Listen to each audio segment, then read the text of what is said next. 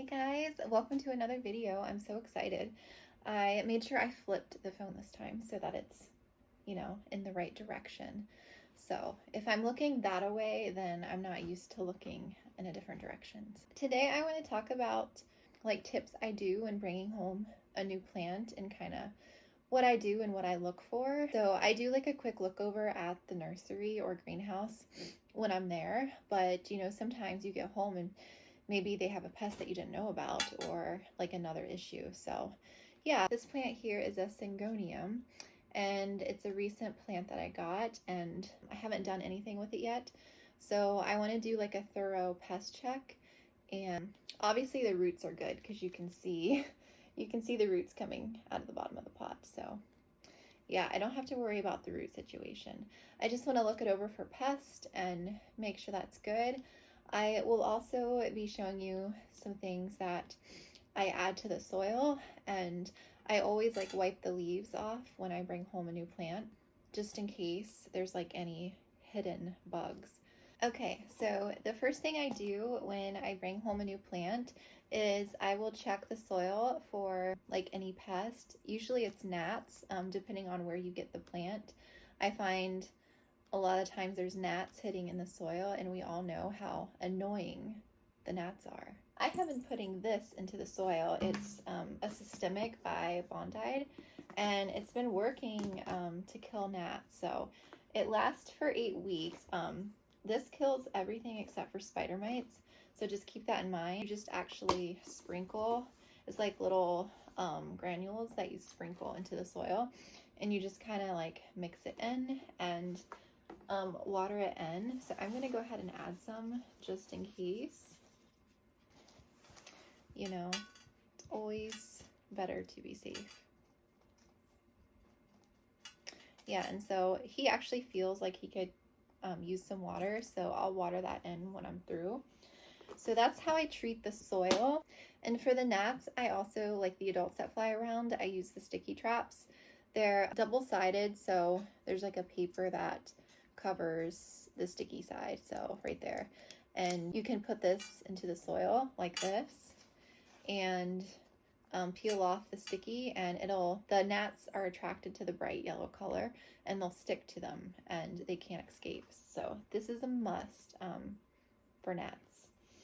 So that's how I treat the soil. So for the leaves, what I do is I use neem oil to like wipe down the leaves, but I hate the smell of neem oil. Like I hate the smell of neem oil. So I use a little bit of peppermint soap with the neem oil. I just mix it into a spray bottle with water, the peppermint soap, and the neem oil. So this actually takes away most of the neem smell. It just smells like peppermint. So I only use like a few drops. You don't want to use too much, but no certain ratio. I just kind of combined the two. I just pour some into a water bottle and mix it up. And this is like a soapy mixture now. And then what I do is I will spray the leaves with the neem mixture. And I'm making a mess everywhere, but that's okay. That's just what I do. And it's okay if you get it like into the soil. It's not going to hurt the plant. Yeah, so I spray all the leaves everywhere. I will wipe the leaves though, but I let the neem oil soak in. So just in case there's any like pest hidden, you just want to like wipe the leaves off. Especially the undersides. You really want to look at the undersides of the leaves because that's where like spider mites especially like to hide, like in the base here, and sometimes they'll hide like in the bottom. So they're very hard. I'll do like a different video on spider mites because I have a lot of experience with spider mites. So yeah, I just kind of wipe all the leaves with the mixture and I just let that soak in. Now, the one thing I will say with neem oil is don't put this under grow lights or direct sunlight for a while because the neem oil can burn the leaves if you put it into direct sun. So I don't put these out with my other plants. Any new plant that I bring home gets quarantined, And you basically just find a spot in your home that doesn't have plants around, like my bathtub. My bathtub is my quarantine area for my plants. So these actually hang out in my bathtub for at least a week, sometimes 2 weeks. It depends on if there's a problem going on with the plant.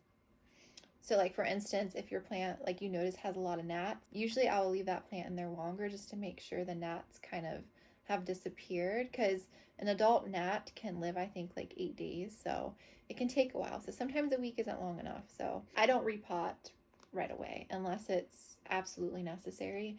I give the plant time to adjust because, like for instance, this guy was in a greenhouse, so he's coming from like really humid conditions into like a normal room environment. So he's already probably going to be a little stressed just from those, like that change in environment.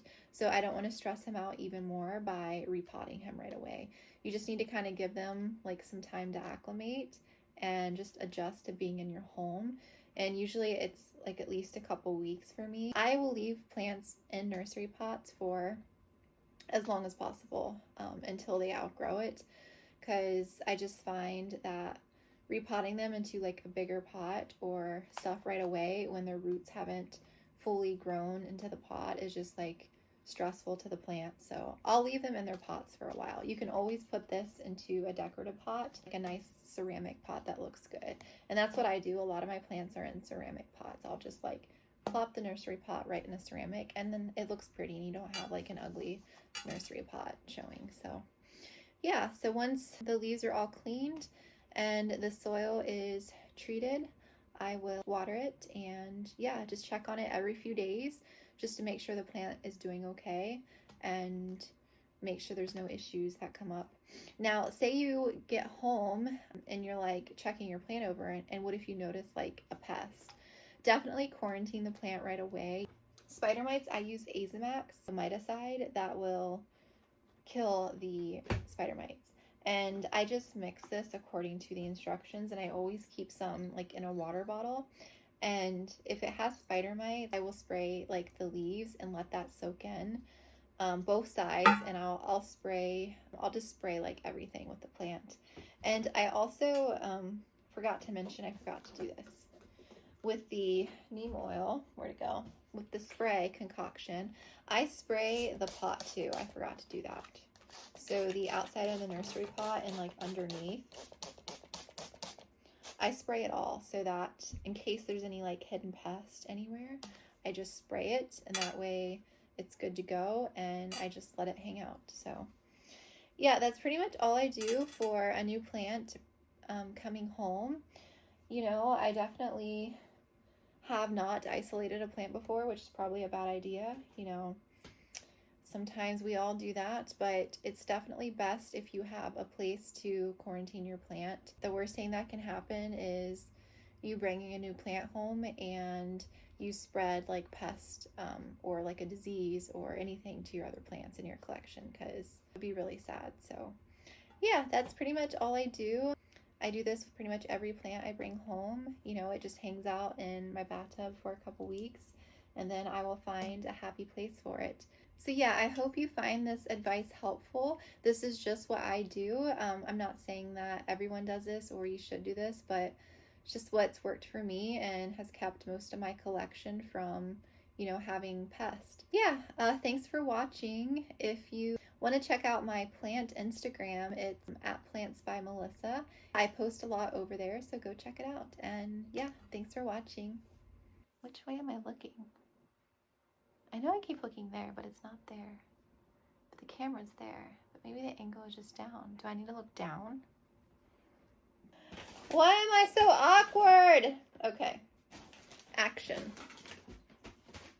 Take 2. It's just, we'll spray the foliage, leaves. Okay. At least my cats aren't up here bugging me today. You know, that's a good thing. Those dang spider mites. I keep gibbering on, and I don't know if it's making sense, and I don't remember what I said before, so yeah.